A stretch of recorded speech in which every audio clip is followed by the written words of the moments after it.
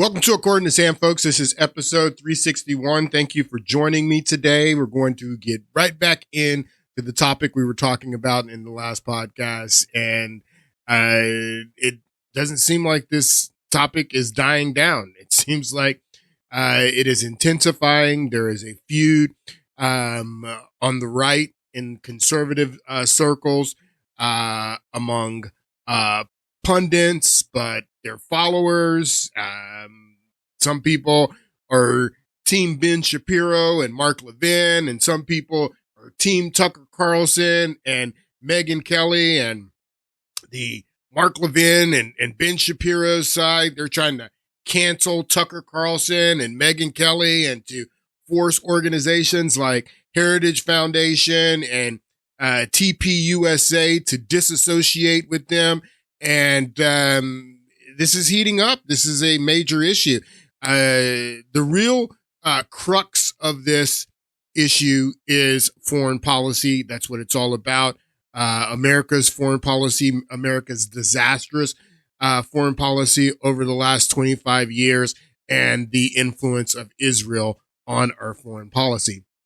We're going to get right back into this. I want to start today's podcast with my man, JP Spears. JP Spears or Sears is his name. JP Sears is a comedian, and he put out this comedic video. He puts out comedic videos, and he's very witty, very funny, and he put out this video about this civil war going on in the Republican Party, and they tried to cancel him.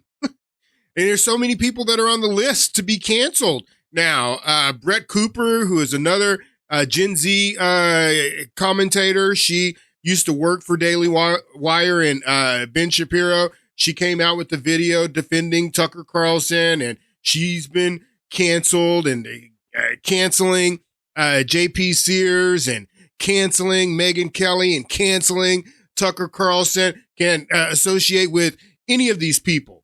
They're all canceled, is what the Ben Shapiro, Mark Levin side is saying. And these people aren't canceled at all. These people have huge followings. You can see right here on JP Sears' video. He's got 1.1 million views on this video. And this is only on X. He got millions of views for this video on YouTube, on other platforms.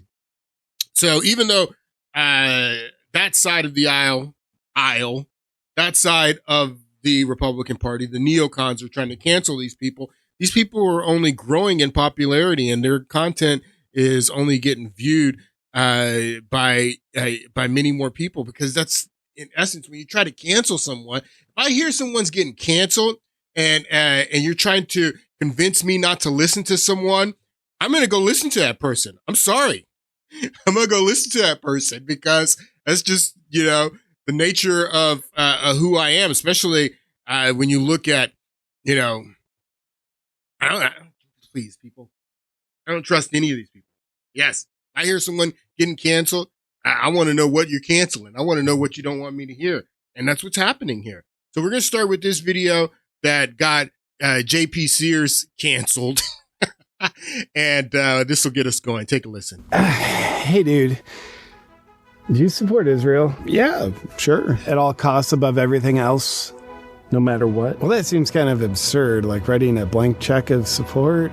Well, do you? Well, no, I guess not to that level. I mean, I do have some questions about the Israeli government. You're an anti-Semite. Oh, that's what we're doing here. How long have you hated Jews? Well, I don't, but how much have you been listening to Ben Shapiro lately? Well, believe it or not, quite a bit lately. I could tell. I'm going to give you one last chance. I want you to denounce Tucker Carlson right now, or else you're an anti-Semite. I love Tucker. Tucker is a MAGA. Ah, that's cute. And Ben Shapiro, who openly supported Ron DeSantis over Trump, he's somehow MAGA? So you get the hint. I have so much to share. I don't have enough time to play this whole video, but if you haven't seen it on any platform, X, Facebook, YouTube, you can find the video. It's 6 minutes long. You can get the hint that you're an anti-Semite if you support Tucker Carlson, if you don't support Israel above everything, above your own country, your own family, above everything. If you don't support Israel above everything, then you're an anti-Semite. That's the gist of JP Sears's joke here. And that's what's going on here. I have another clip from JP Sears here in a moment. Now, this went on. This is this is a story that took place over the last 24 hours, but I want to give you some context. This was a interaction on CNN that Mehdi Hasan, who I can't stand Mehdi Hasan. I don't like Mehdi Hasan at all. I don't like this guy. I don't like the way that he argues. I don't like the positions that he takes. I don't like him. But he's on CNN with this guy, Ryan Gritsky, or whatever his name is, this Jewish fella, and they get into this debate about the conflict. This is when the conflict was still going on, active hot war still going on in Gaza. And they get into a debate about that. And this Jewish fella here makes this joke to Mehdi Hasan. I want you to see how it goes here. If you don't want to be called Nazis, stop doing. You're called an anti-Semite more than anyone else at this table. Yeah. And people will sit there and no, by me, I never called you an anti-Semite. Okay. I mean, I'm not sitting here saying I'm a supporter of the Palestinians. So I'm used to it. Yeah. I hope your beeper doesn't go off. The thing is that he says, he says I'm a supporter of the Palestinians, and this Jewish guy says, well, I hope your beeper doesn't go off. Your beeper. All right. So what is he talking about here? Everyone on this panel understands what's going on here, and you can see they all jump down his throat. This guy no longer is a someone who CNN brings on because of this joke that he made there on the panel, and this is he's making a relationship. I hope your beeper doesn't go off to this attack that Mossad did in Lebanon against Hezbollah. If you don't know, a few months ago, a bunch of the leadership of Hezbollah in Lebanon were killed because they had these pagers that blew up on them, and there were assassinations that the Israeli government did on the leaders of Hezbollah there in Lebanon. So when Mehdi Hasan says that I'm a supporter of the Palestinians, when he says, I hope your pager or I hope your beeper doesn't go off, he's making a relationship to this assassination attack that Mossad did in Lebanon to Hezbollah. And everyone on the panel realizes that he just made a joke about an assassination of Mehdi Hasan. And again, I can't stand Mehdi Hasan, but this is a veil act or veil threat insinuation that just like we took out Hezbollah in Lebanon, that I hope your beeper doesn't go off. Now, Mehdi Hasan doesn't use a beeper. No one uses a beeper. When I heard this story about Hezbollah using these beepers in this attack, I was like, people are still using beepers in 2025? So him saying, I hope your beeper doesn't go off, what else could he be referencing to? Nobody uses a beeper, but everyone on the panel understands what this guy just did by saying, I hope your beeper doesn't go off. I'm not sitting here saying I'm a supporter of the Palestinians. So I'm used to it. Yeah, I hope your beeper doesn't go off. The thing is that you just say I should die.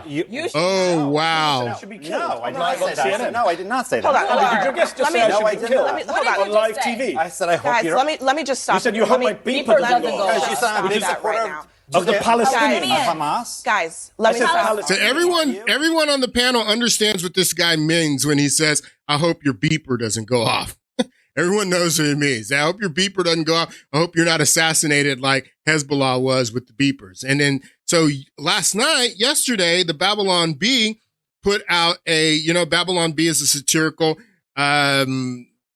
website where they put out funny, satirical, news articles and things of that nature that aren't true, but they're just satirical, supposed to be funny. They put this out to be funny. Babylon Bee, who is run by a Jewish man, Seth Dillon, runs the Babylon Bee, and they put this out about Megyn Kelly. Megyn Kelly gets rid of her old pager just to be safe. And then Megyn Kelly retweets this and is like, what the hell, Seth? What are you doing? You calling for my death? Right, because everyone knows where you're talking about, just like the guy on CNN talking about the hope your beeper doesn't go off. Everyone knows what the pager reference is. The pager reference is to the attack that Mossad did in Lebanon against Hezbollah. So the Babylon Bee, because Megyn Kelly retweets this joke and says, "What the hell, Seth?" They delete it. Babylon Bee, they delete it, and this is a serious issue because they're trying to stoke fear in people, just like this guy does on CNN to Mehdi Hassan, trying to stoke fear in Megyn Kelly. They want her to shut up because she's come out in defense of Candace Owens and Tucker Carlson, and they want to shut her up. So they're sending a message. This is a message, people, that like, again, who uses a pager? Nobody uses a pager in 2025. This joke is about as relevant as making a joke about an 8-track or a VCR. I mean, nobody uses this tech anymore, but this is a threat. This is a message that they're sending to Megyn Kelly that you better get on board. You better shut up. Now, Megyn Kelly, the day before on her program, she gave this monologue where she is talking about this tension, this civil war going on in the Democratic Party before the Babylon Bee sends her this message about the pagers. And I want you to listen to what she says. I know Tucker and Ben both. They are both under serious threats. Like, to be honest, I am too. Like, it's. So she says, I know Tucker and Ben from both sides. I know Tucker and Ben, they're both receiving serious threats. She says, I am too. I'm receiving serious threats to my life. And then the Babylon Bee puts this out. She's saying that I'm receiving threats to my life. Tucker's receiving threats on his life. Ben's receiving threats on his life. And then the Babylon Bee puts this out. Oh, Megyn Kelly gets rid of her old pager. I hope your beeper doesn't go off. Wow. I know Tucker and Ben both. They are both under serious threats. Like, to be honest, I am too. Like, this is a very volatile time. I don't like to talk about it. I'm not going to talk about it, but I'm just saying, I know both of them are under serious threat. So just fucking put a lid on it, fucking Mark Levin, because I guarantee you the wrong people listen to that and we could have another powder keg on our hands. And you don't want that. You don't want that on your conscience. Just have a debate like a man on principle. And why don't you show up at the Turning Point event and debate him? Just debate him. That would be so good for this conservative movement you claim to love so much. You know who's at the Turning Point events? Future conservatives and current conservatives. Young people. This would be a chance for you to influence somebody under the age of 70. You should show up there and debate. Why wouldn't you debate? He's so disgusting you can't debate him. I mean, I can see not debating Nick Fuentes, to be honest. I can. But Tucker? He's so far outside the mainstream. All the. So she's calling out Mark Levin, saying that you won't debate him. You're chicken. You won't even show up at the Turning Point event to debate Tucker, and that we're all receiving threats on our lives. We need to put a lid on this. We need to tamp down this rhetoric and this beef. And then the next day, Babylon Bee, run by Seth Dillon, who's a Jew, puts this out. Hope your beeper doesn't go off, Megyn. Hope your beep. Now, to be fair, I'm going to be honest with you. This was absolutely a veiled threat to Mehdi Hassan on CNN when this Jewish man says, I hope your beeper doesn't go off. I can't stand Mehdi Hassan. I don't like this guy for anything. But that was a threat on his life. And he took it as a threat, and he should have taken it as a threat. Just like when the Babylon Bee put this out and deleted it. This is a threat and a message to Megyn Kelly that you better get on board, because just like we took out Hezbollah, we can take out you.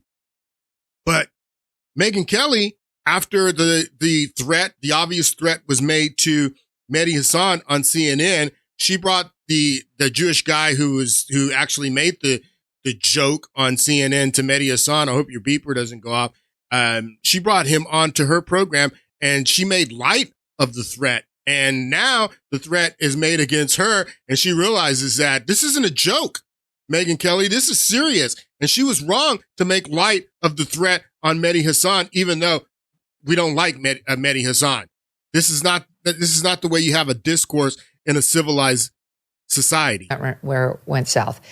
Mehdi Hassan leaned so far into playing the victim, he reminded me of those World Cup soccer players and their drama, pretending that they're hurt so that they can get a red card or whatever on somebody else. It was over the top. He deserves an Academy Award for did you just say you want me dead? You just said you want me to be killed?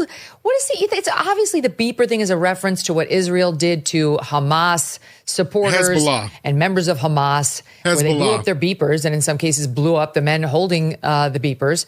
And you were saying if you support the Palestinians, you later said you thought he said Hamas, maybe he has a beeper. That's the comment. But how do we get from that to I hope you die? You don't know. So she's like, how do we get from there to I hope you die when it was Mehdi Hassan?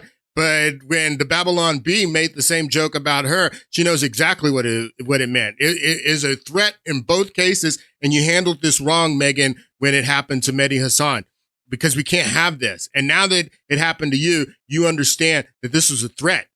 This is a threat. I hope your beeper doesn't go off. I hope your pager doesn't go off. That's what it was about. All right.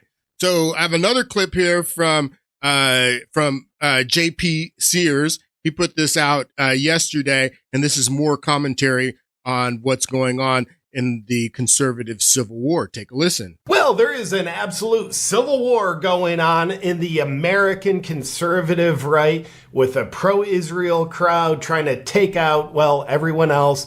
Tucker Carlson is their primary person in the crosshairs. I'll tell you what I think is actually going on, and I'll also share accusations that have been coming at me. Welcome back to the JP Rex channel, my freedom-loving friend. This is where we help spread the light of truth and freedom, because truth conquers. So, united we stand, divided we fall. Well, there's an attempt to divide the right, and it very much appears to be, I don't know if it's orchestrated by Israel, but it's pro-Israel politicians, speakers, notable figures, trying to intimidate everybody else who's like, I think intimidation, trying to intimidate them to take their pro-Israel first stance. Intimidation. That's a word that I was looking for too when talking about this pager. I used the word threat, which that wasn't the right word. This is intimidation. That's what this is. The pager threat. Oh, don't forget your pager.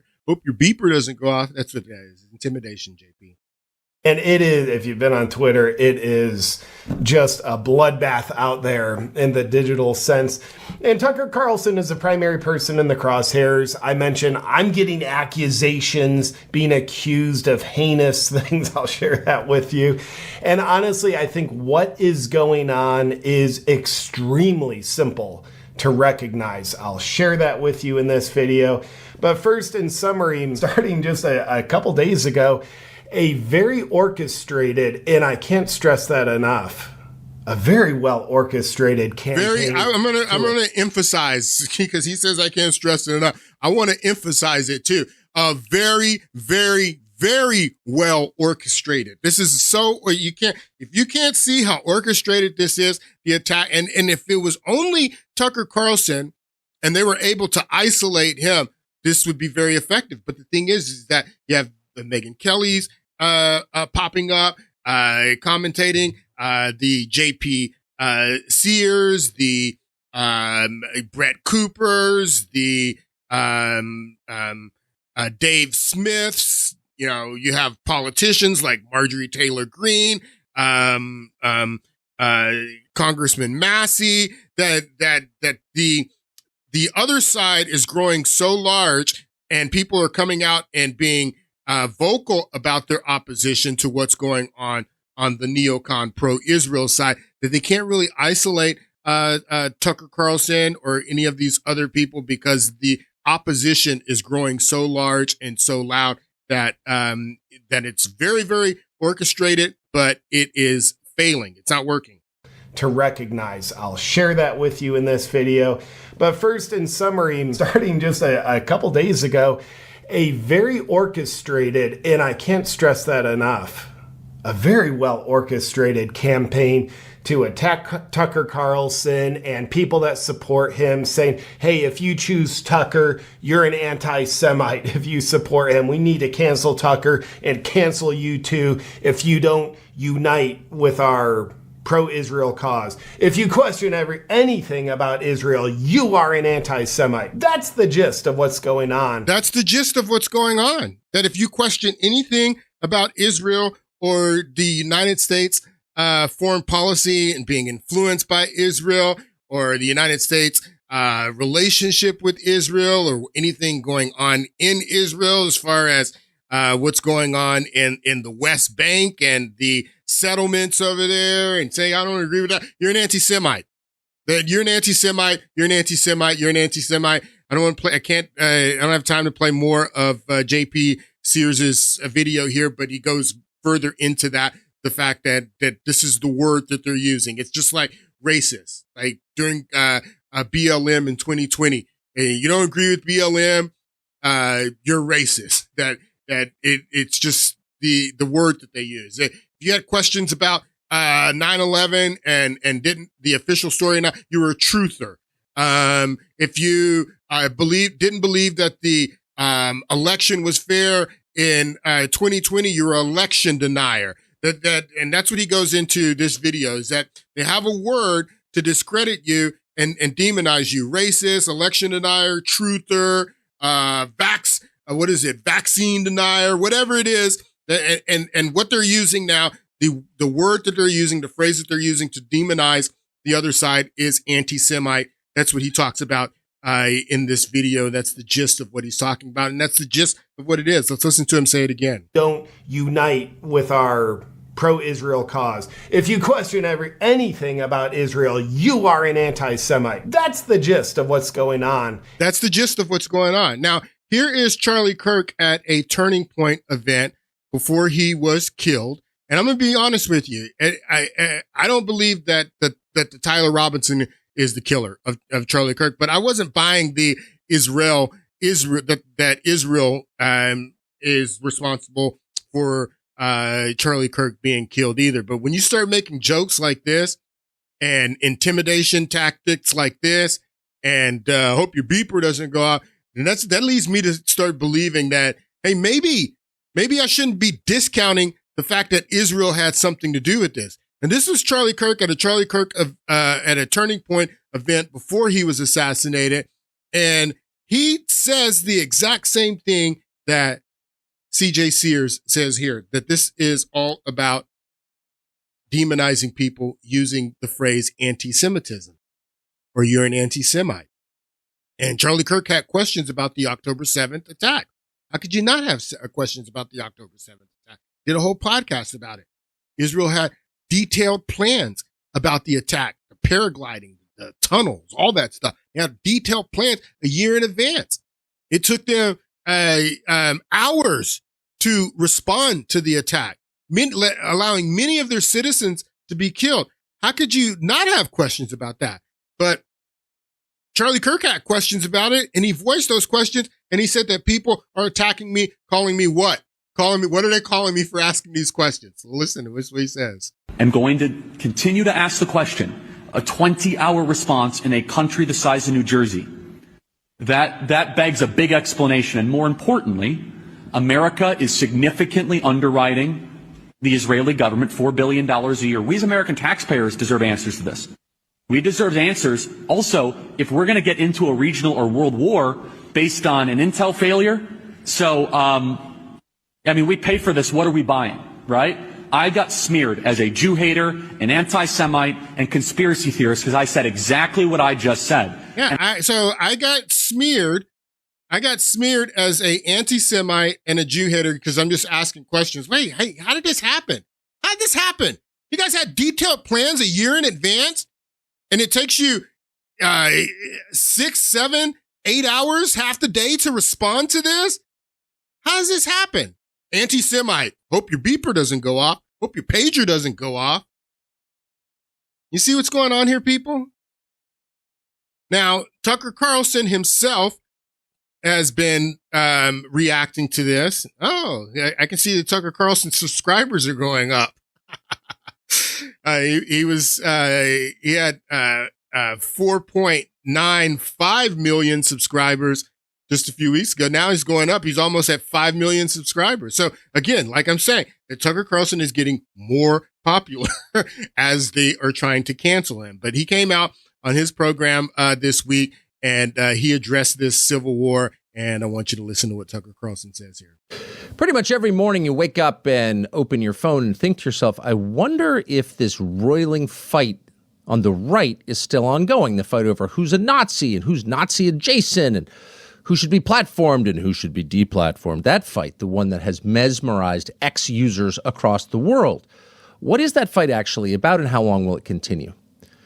Well, the first thing to know about it is that it didn't start 3 weeks ago with Nick Fuentes' appearance on a podcast. No. I proved that to you in the last podcast, that this did not start with the interview that Tucker Carlson did with Nick Fuentes, that I played a clip from 5 months ago, almost 6 months ago, from The Hill explaining this feud between Tucker Carlson and Mark Levin goes back at least that far. But he says it even goes back to January when Donald Trump was first sworn in for the second time. It didn't start 3 weeks ago with Nick Fuentes' appearance on a podcast. No, this has been a fight taking place mostly behind the scenes since January. And that tells you a lot about what it's actually about. So here's how it began. Donald Trump inaugurated January 22nd of this year. Almost immediately after, he is visited at the White House by the first head of state to come to Washington, the Prime Minister of Israel, Benjamin Netanyahu. And the visit is not simply a congratulatory visit. They're not actually allies in any sense. Remember that Benjamin Netanyahu was one of the very first to congratulate Joe Biden after the 2020 election. So there's probably not a lot of warmth there, just guessing. No, there was a purpose to the visit and the subsequent visits by the Prime Minister of Israel to Washington. And that was to get American support for a regime change war in Iran to overthrow and replace the government of Iran, which the nation of Israel sees as its primary regional threat. Iran has all kinds of very dangerous conventional weapons. The United States spends a lot protecting Israel from those missiles. And Israel is also concerned that at some point, Iran will either make or buy a nuclear weapon, leaving Israel no longer the only nuclear-armed nation in the region. So that's what it's actually about. And to be honest, you can see from Israel's point of view, if you're trying to identify long-term serious threats to you, Iran would be at or near the top of the list, especially since Israel has taken out almost all the other threats. So it's just Iran. The question is it in America's interest to participate in that war? And make no mistake, Israel wouldn't last 3 days in a war by itself against Iran. In fact, probably not even 24 hours. Israel's population centers would be taken out by Iran's conventional weapons. And at that point, the Israeli government could either nuke Iran, starting a chain reaction that, you can't really predict once it begins, or allow hundreds of thousands of its own citizens, certainly tens of thousands, to be killed. So Israel could not do it alone, and no honest person suggests or would suggest that it could. It needs the United States. So the question from the American perspective is it good for America to get involved in yet another Israel-inspired regime change war in the Middle East? There have been quite a few, most notably Iraq.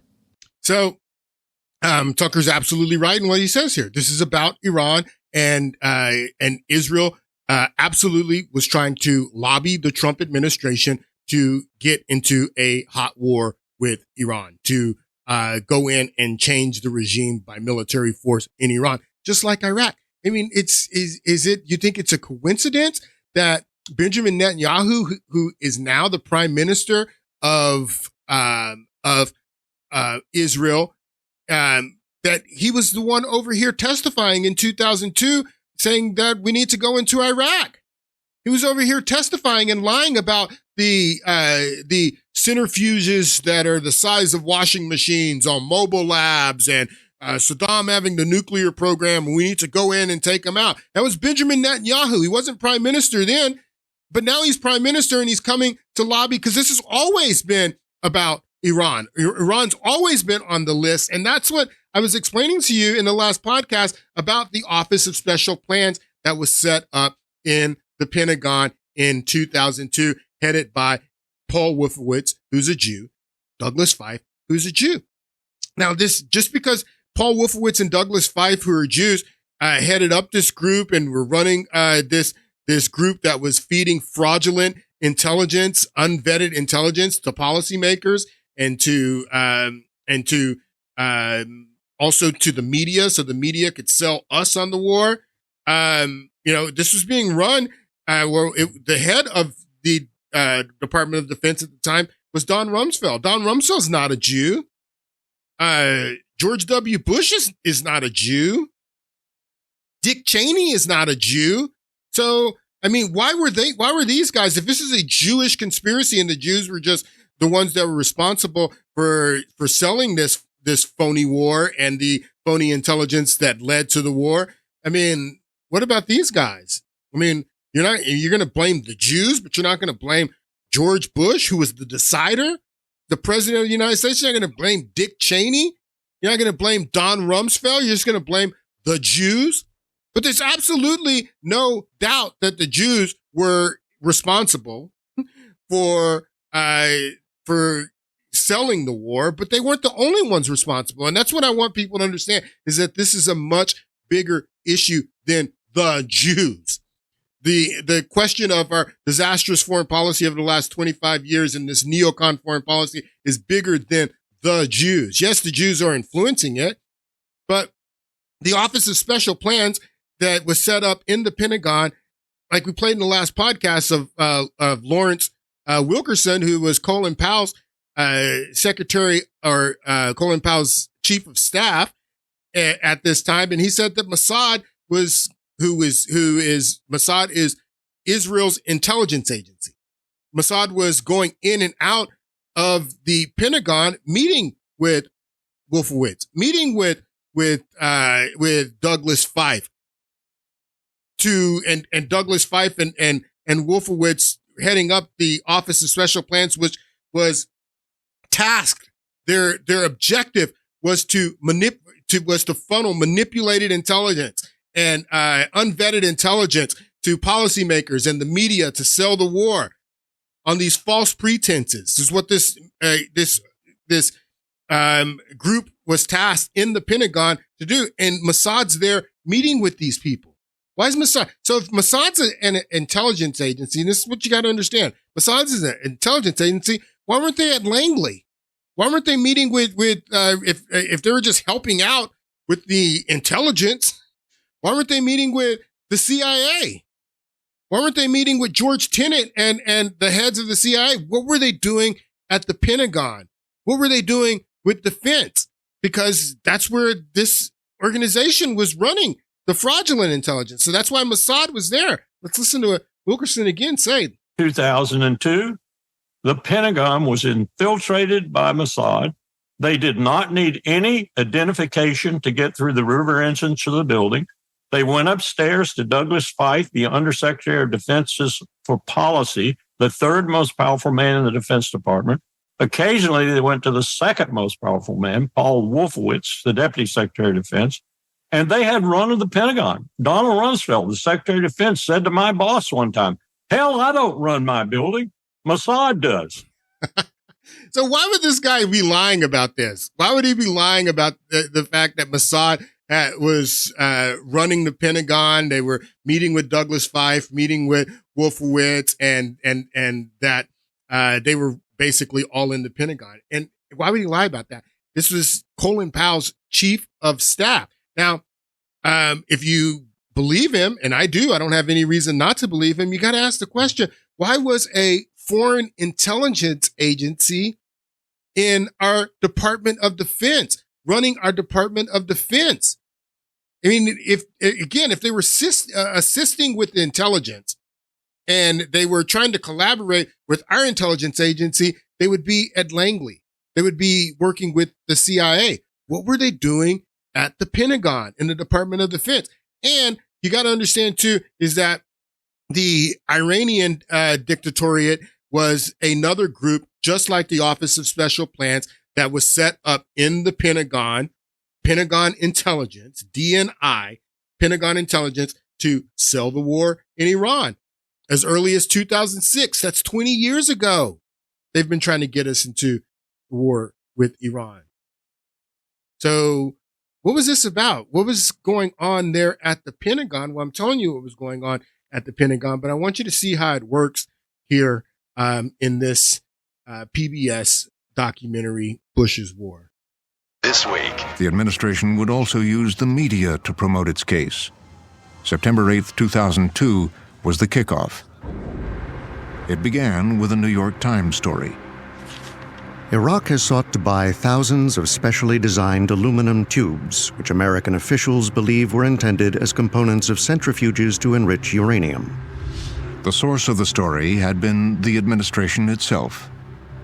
We now know that you had people on the vice president's staff talking to key reporters, doing these stories for the Times. The same day the story broke in the newspaper, the vice president and others referenced it on television. For instance, of aluminum tubes. Those stories would appear, and then they would reference the very material that they'd given them and say... They would reference the very material that they had given them. They were leaking these stories to the Wall Street Journal, to the Washington Post, to the New York Times, and then they would go on TV and they would reference the information that they leaked to the press. That Saddam has these special tubes for centrifuges. Where'd you get that from? Well, they reported it in the New York Times. Where did the New York Times get it from? They got it from the OSP. This is what the OSP was doing. The Office of Special Plans. This is what they were doing. This is coming from the New York Times, not just us. Aluminum tubes. There's a story in the New York Times this morning. This is, and I want to attribute to the Times. I don't want to talk about, obviously. It had an echo effect. It had an echo effect that the administration was conscious of and employed. The allegation that Saddam Hussein had a nuclear program would become a part of the public debate. We don't want the smoking gun to be a mushroom cloud. We don't want the smoking gun to be a mushroom cloud. That is a terminology that came directly out of the OSP, the Office of Special Plans. They created that line. We don't want the smoking gun to be a mushroom cloud. They created that. So this is what the OSP was doing in the Pentagon with Mossad there, helping them craft these narratives, craft this terminology to craft not only the intelligence, but the way that they were going to be leaking this stuff, not only the policymakers, but to the media, and how they were telling this story to lie us into the war in Iraq. We don't want the smoking gun to be a mushroom cloud. That came out of OSP. Part of the public debate. We don't want the smoking gun to be a mushroom cloud. There was never any threat of a mushroom cloud from Iraq. Saddam Hussein in Iraq didn't have a nuclear program. They never had a nuclear program. There was never going to be a mushroom cloud, but they wanted to scare the American people and scare people into supporting this war. This was going on. It was all coming from the Pentagon. It wasn't coming from CIA. It wasn't coming from any other intelligence agency. It was coming from the Pentagon. There, where Wolfowitz, who is a Jew, was the deputy. Paul Wolfowitz was a deputy from the OSP. This is where it was coming from, with Mossad running in there in the Pentagon. That's where it was coming from. It had an echo effect that the administration was conscious of and employed. The allegation that Saddam Hussein had a nuclear program would become a part of the public debate. We don't want the smoking gun to be a mushroom cloud. The smoking gun is an interesting phrase. The media blitz, the visits by the vice president and his chief of staff. Some in the CIA say it was all a kind of subtle arm twisting. Dick Cheney's chief of staff, Scooter Libby, was also part of the Office of Special Plans. Libby was in on every meeting, just to let you know that. A divided Senate commission. They're not Jews. Scooter Libby's not a Jew. Dick Cheney's not a Jew. Don Rumsfeld's not a Jew. George Bush is not a Jew. His president and his chief of staff. Some in the CIA say it was all a kind of subtle arm twisting. Later, a divided Senate commission would say that it did not constitute undue pressure. But at the CIA, some said it did. Politicization, real politicization, rarely works that way. That is to say, blatant, crude arm twisting. It's always far more subtle. And so, under intense political pressure both from the Congress and the administration, the CIA developed the NIE. In early October, Tenet delivered it. Much of it was outdated, from the 1990s. There were 4 or 5 new allegations: the aluminum tubes, mobile biological, chemical, and nuclear programs. Mobile biological and chemical programs. Where'd that come from? Netanyahu. Netanyahu brought that up when he testified to Congress. But buried inside the document's footnotes were the State Department's doubts. If you read the footnotes closely, we said, you don't have the evidence for that. It may be true. So this is the State Department's intelligence. So there's 16 intelligence agencies. Every department has their own intelligence. State Department's got their own intelligence unit. The Defense, the DNI, they have their own intelligence unit. You have the CIA, you have FBI, you have NSA. These are all different intelligence groups.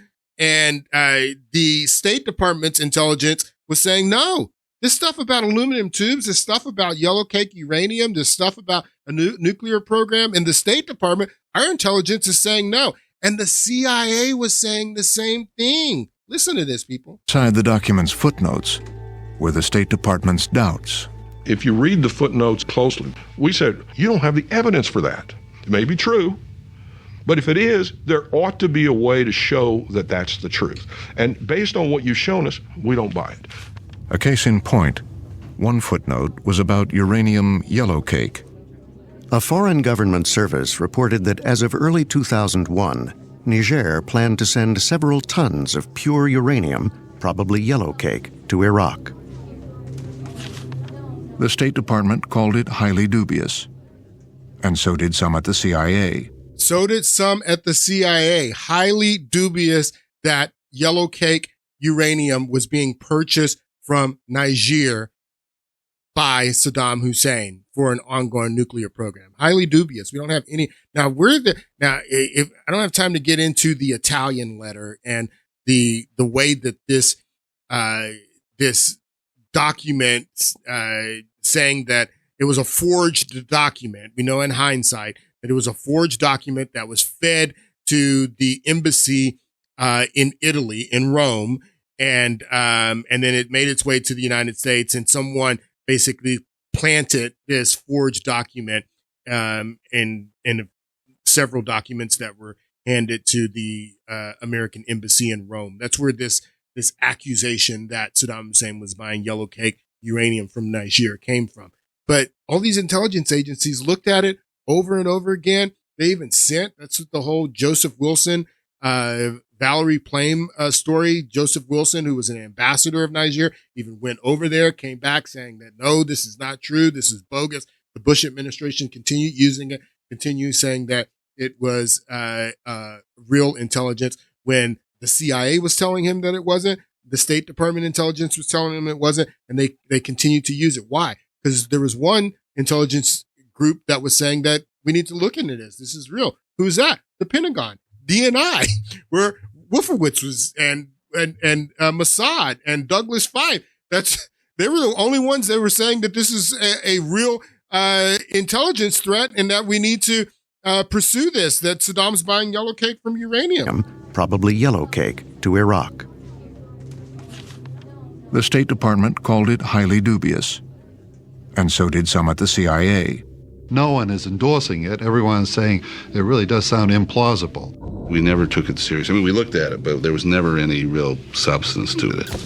But the vice president had received a Defense Intelligence Agency report about yellow cake. Oh, but the vice president had received a report from Defense. Oh, so he received a report from the Office of Special Plans that contradicted what the CIA was saying, what the State Department was saying. And this happens to be where Wolfowitz was, where Douglas Feith was, both Jewish, and where Mossad had run of the place, according to Lawrence Wilkerson.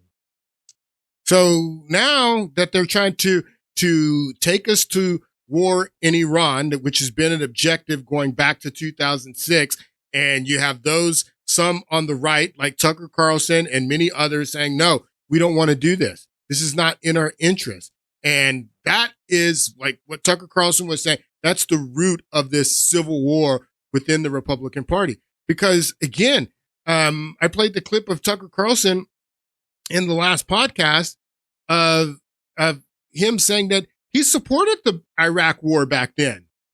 That if you go back to 2002, 2003, Bowtie Tucker, he was all gun ho for the war in Iraq. He supported the war on Iraq. He supported the phony intelligence.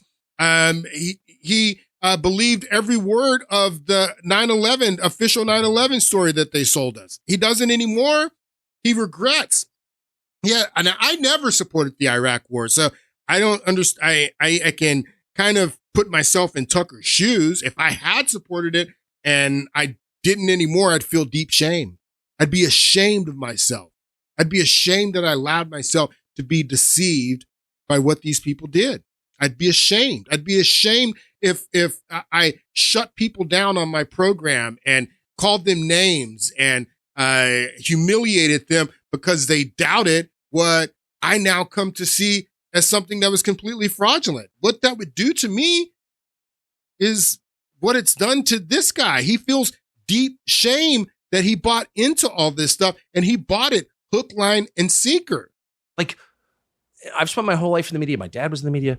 Like, that is a big part of the revelation that's changed my life, is the media are part of the control apparatus. Like, there's no, yeah, I know, because you're younger and smarter and you're like, yeah. But what if you're me and you spent your whole life in that world, and to look around and all of a sudden you're like, oh, wow. Not only are they part of the problem, but I spent most of my life being part of the problem, defending the Iraq war. Like, I actually did that. Can you imagine if you did that?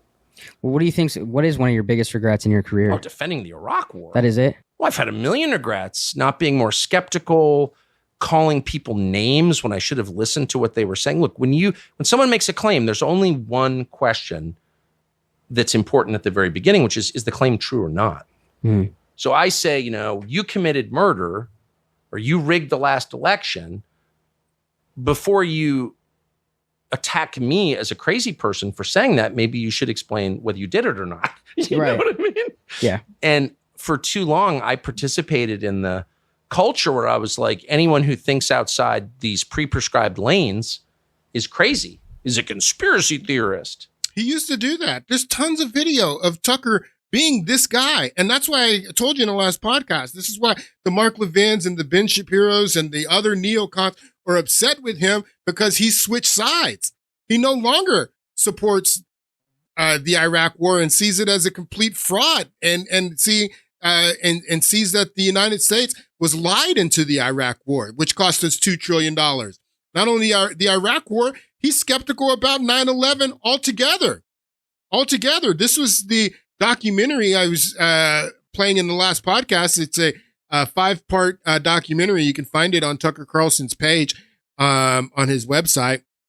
I've been studying the 9/11 attacks and the intelligence behind the 9/11 attack for over 20 years. And there's actually some information that Tucker Carlson brings in this documentary that I'd never heard before. It's actually really good. But now he realizes he's changed. He's repented, because he used to be this guy that supported all this stuff, the Iraq war, the disastrous foreign policy over the last 20 years, never questioning the official 9/11 story. And then now he's making documentaries like this.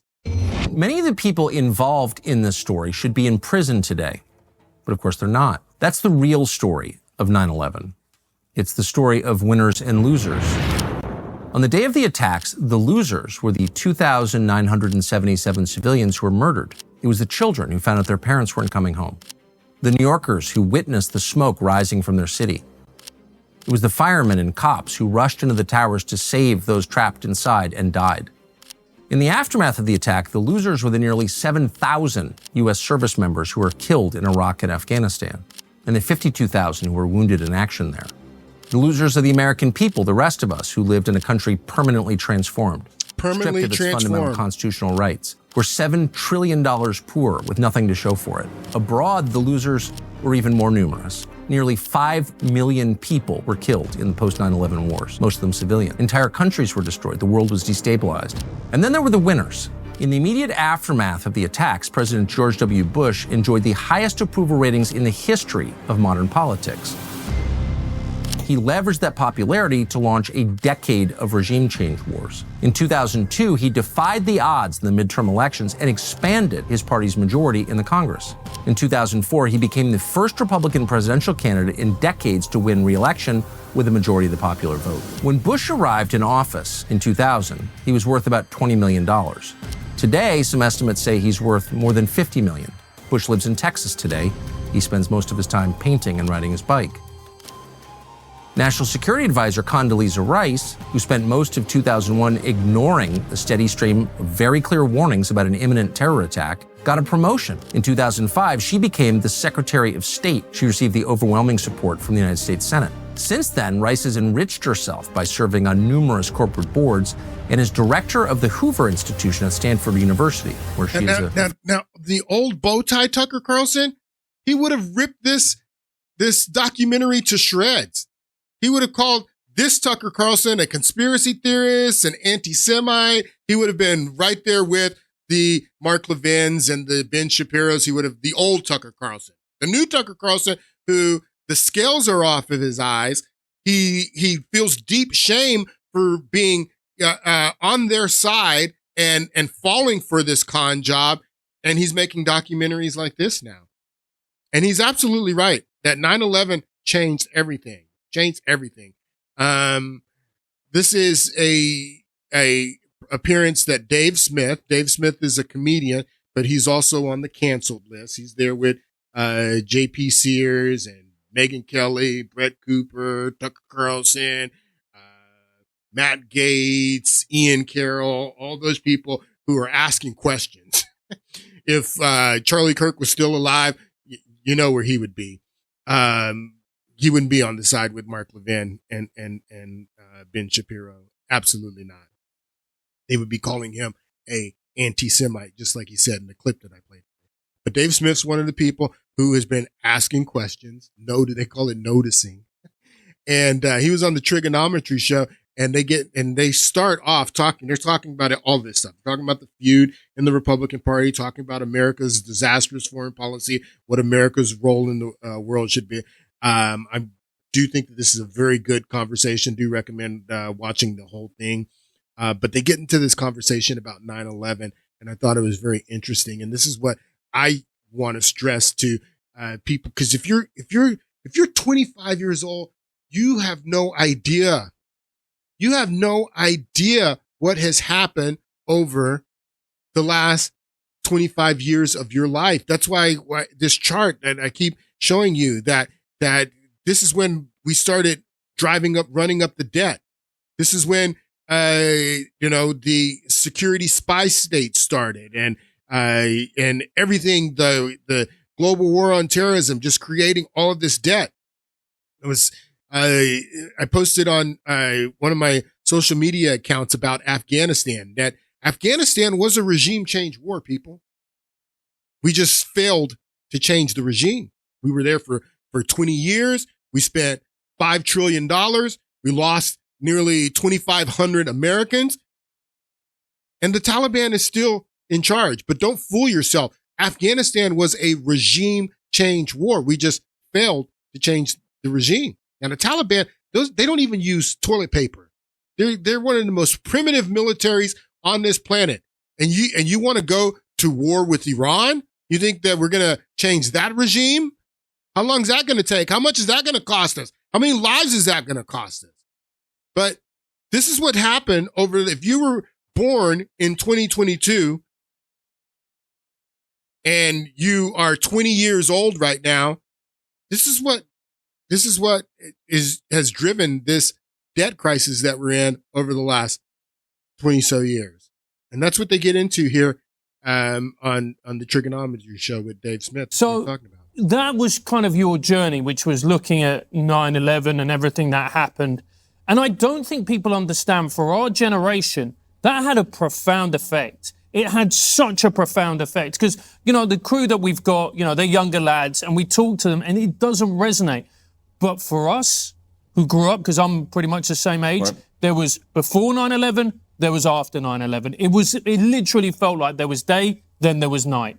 Yeah, I mean, it's like And even now, looking back at it all these years later, it feels like like in a time traveling movie, like that's the moment that we got to go back and change, because it didn't just change the mentality of the country. Absolutely, and the Western world for that matter, but it actually changed the country. Like, we live in a different country post 9/11. We live in a different world post 9/11. And that's what the younger people, if you're Gen Z, you're just, getting out of high school, just starting college, just getting out of college. You have no idea what the world was like prior to 9/11.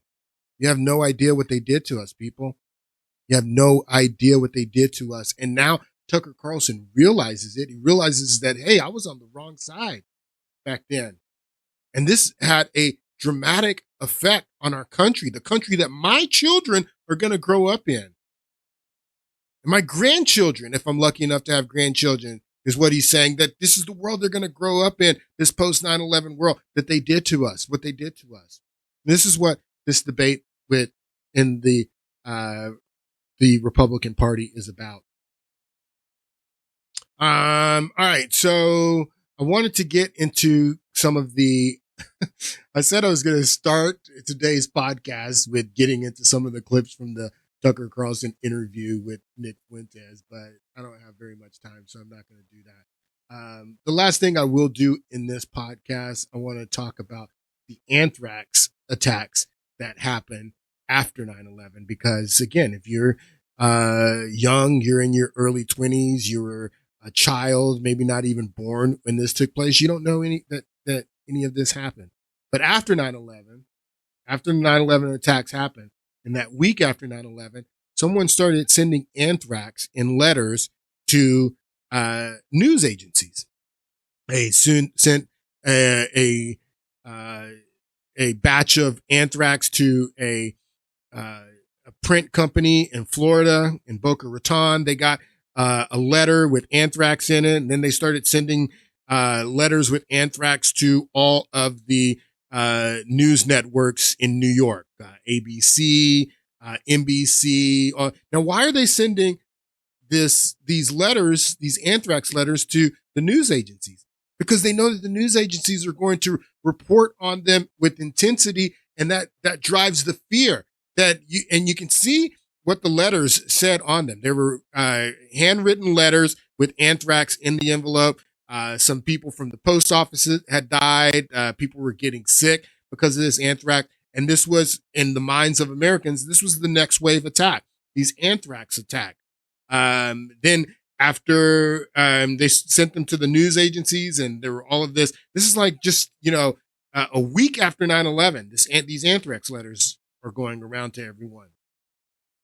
And after they sent them to the news agencies and the media companies, then Congress and the Senate, they were debating the Patriot Act at this time. And there were members of the Democratic Party who were kind of like, look, we need to have a thorough debate on this Patriot Act thing, because this Patriot Act is going to be violating people's Fourth Amendment rights and civil liberties. We need to have a real discussion about this. And they were kind of dragging their feet on the Patriot Act. Well, Tom Daschle, who was the Senate Majority Leader, Democrat at that time, he got some anthrax sent to his office. Patrick Leahy, who was the head of the Judiciary Committee, who had to pass, the Judiciary Committee had to pass the Patriot Act out of committee before it was brought to a floor vote. He was dragging his feet. He got some anthrax sent to his office, shut down Congress, all these anthrax letters going around everywhere. And everyone perceived this, because this was just a week after 9/11, as a next wave attack from Muslim extremists. And that's what the people who sent this anthrax around, they wanted them to believe that. They wanted the American people to believe that this was a Muslim extremist, and this was a next wave attack from Muslim extremists, from jihadists that were attacking the United States with biological weapon now. And I want you to notice what the letters, the handwritten letters that were in the envelope said.